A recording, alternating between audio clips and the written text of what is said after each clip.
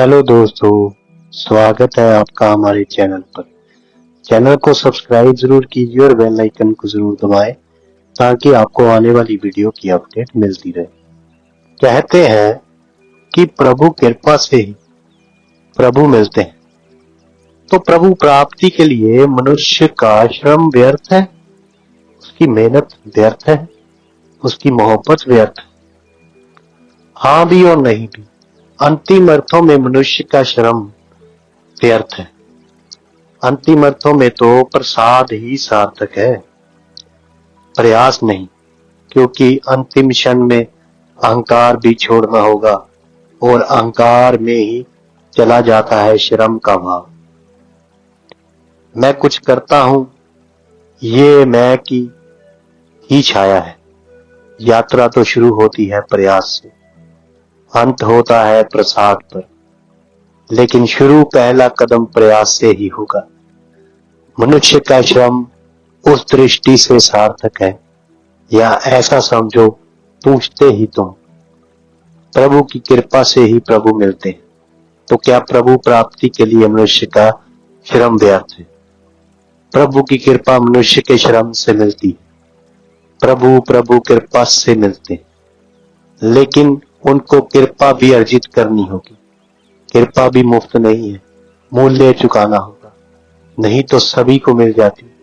अगर परिश्रम के बिना परमात्मा मिलता होता तो सभी को मिलना चाहिए।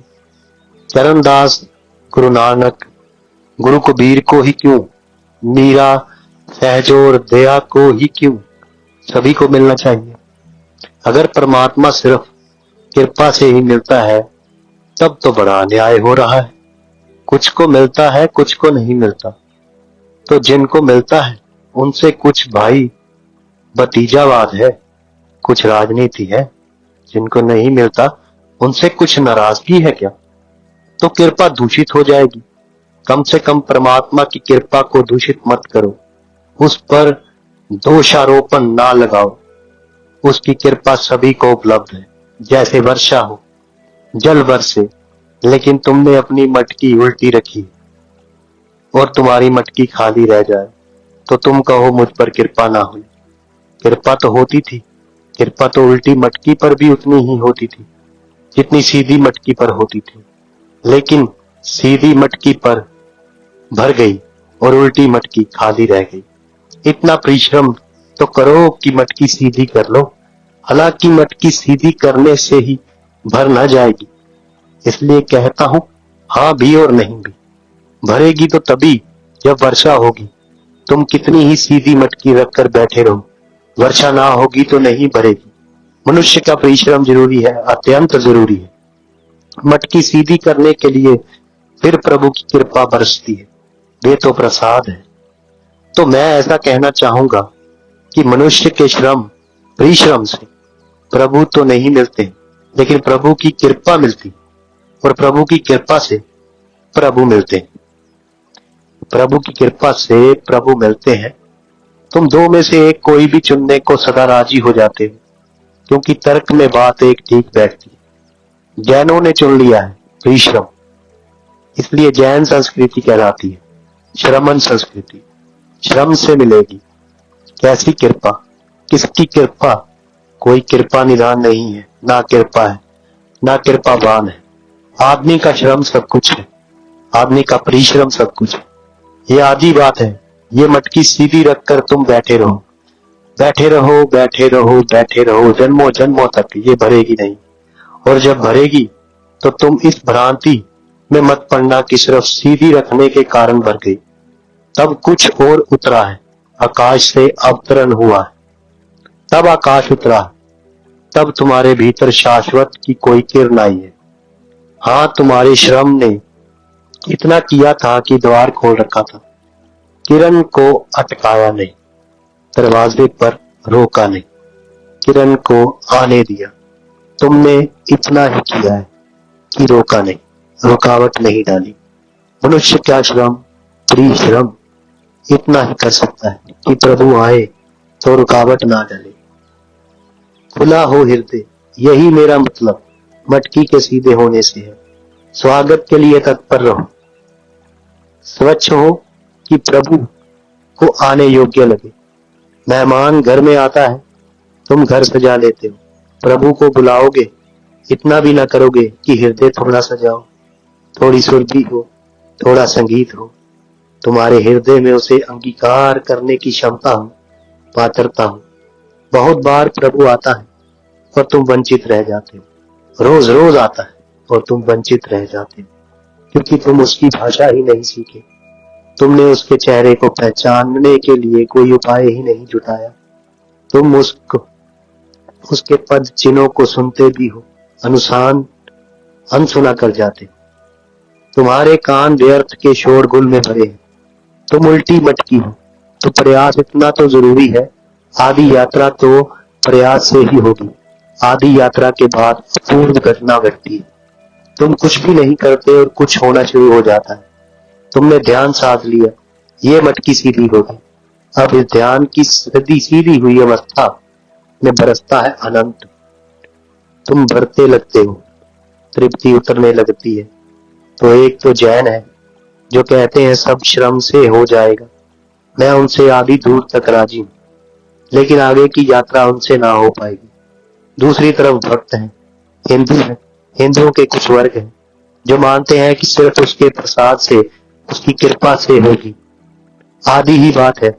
और अगर इन दोनों आधी बातों में चुनना हो तो मैं तुमसे कहूंगा कि जैन की बात चुन लेना, क्योंकि वे यात्रा का पहला हिस्सा है। कम से कम आधी यात्रा तो हो जाएगी। हिंदू विचार यात्रा का अंतिम हिस्सा है। उसको चुनो तो यात्रा कभी होने ही वाली नहीं। तुम मटकी कभी सीधी ना करोगे, वर्षा होती रहेगी। तो अगर कोई मुझसे कहे कि इन दोनों से ही चुनाव करना है, तो मैं कहूंगा जैन प्रक्रिया को चुन लेना, योग की प्रक्रिया को चुन लेना, श्रम को चुनना। तुम अपना काम तो पूरा करो, फिर आधी यात्रा जो शेष है वे परमात्मा का काम है। तुम मानो या ना मानो, अगर मटकी सीधी हो गई तो परमात्मा आता ही है। परमात्मा ये थोड़े ही कहेगा कि तेरी मटकी तो सीधी है, लेकिन तेरी धारणा ये है कि प्रयास से ही होगा, तो तेरी धारणा के कारण मैं ना आऊंगा। परमात्मा तुम्हारी धारणा की चिंता नहीं करता, तुम्हारी धारणा करने की क्षमता की चिंता करता है। तुम्हारी कुछ भी धारणा हो, तुमने आम के बीज बोए और तुम्हारी धारणा है कि ये नीम के बीज है, इससे क्या होता है? बीज आम के बोए, आम का वृक्ष ही निकलेगा। तुम्हारी धारणा के कारण तुम बीज आम के नीम की बोरियों में ना बदल सकोगे। अब जब वृक्ष में फल लगेंगे तो नीम नहीं लगेगी, आम ही लगेंगे। तुमने लाख सिर पटका हो और लाख माना हो, इससे क्या होगा? इसलिए मैं कहता हूं, अगर हिंदू और जैन में चुनना हो तो जैन को चुन लेना। हालांकि बात उतनी ही गलत है जितनी हिंदू की, और उतनी ही सही जितनी हिंदू की।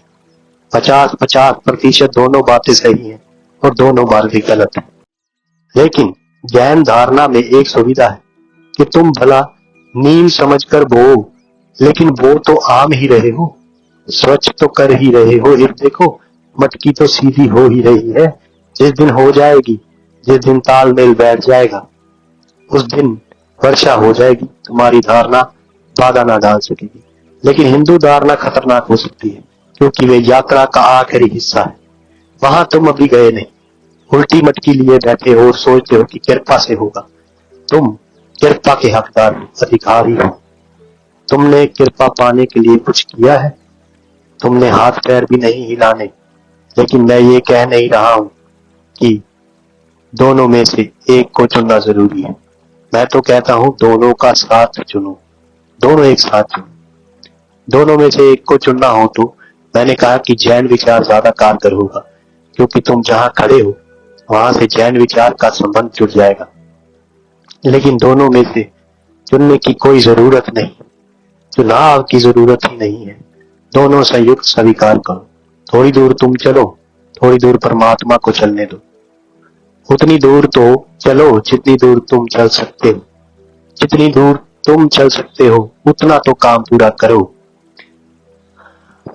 गुरुजीएफ अपने शिष्य से कहता था कि तुम जितना कर सकते हो, जब तक तुम उसे पूरा न कर लो तब तक कोई सहायता कहीं से भी ना मिलेगी। हाँ, जब तुम जितना कर सकते थे उसकी चरम अवस्था आ गई तो तुम जो कर सकते थे कर चुके।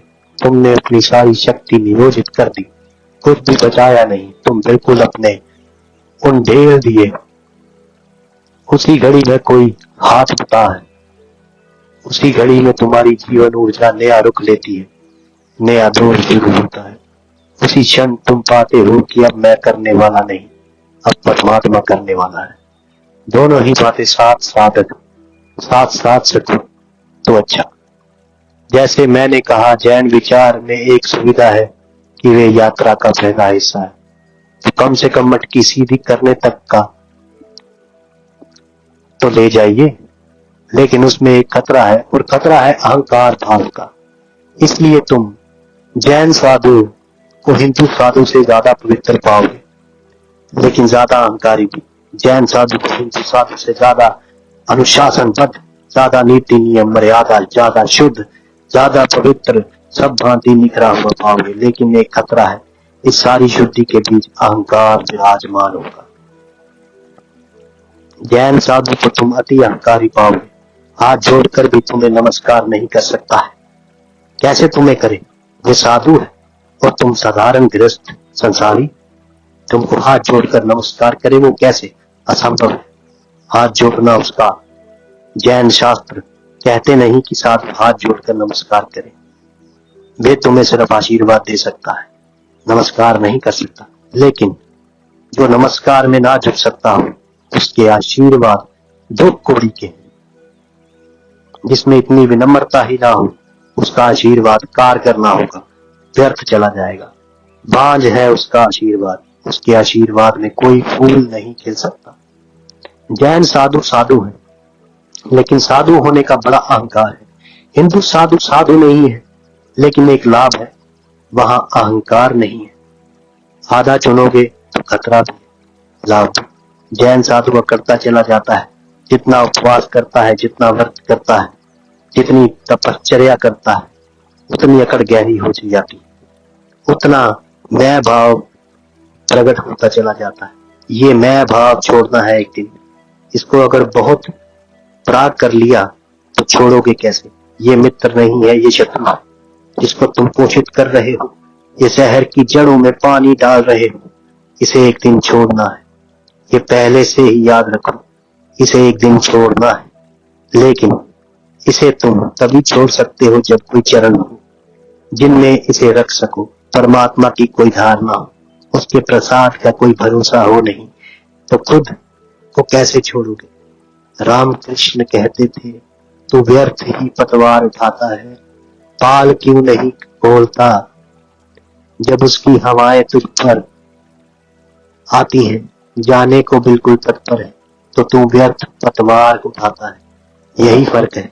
श्रम यानी पतवार, नाव खुद ही खेनी पड़ेगी, पतवार उठाकर चलानी पड़ेगी।